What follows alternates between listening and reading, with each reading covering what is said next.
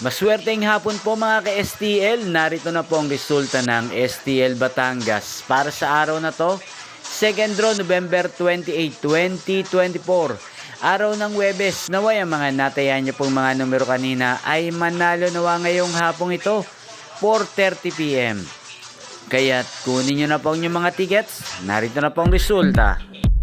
Ang mga numerong nanalo sa STL Batangas ngayong hapong ito, November 28, 2024, 4:30 PM. Second draw result, 26 at 2 in exact order sa lahat po ng tumaya kanina sa STL Batangas para sa second draw ng 26 at 2. Congrats po sa inyo. Panalo po kayo. Again, 26 at 2 in exact order. At shoutout po natin ngayong hapong ito sa STL Batangas, si Kuya Kenneth. Kuya Kenneth ng Batangas, shoutout po sa iyo. Naway nasa mabuti po kayong kalagayan. At sa lahat po ng mga taga Batangas yan, sana po isa po kayo sa swertehin ngayong araw na to.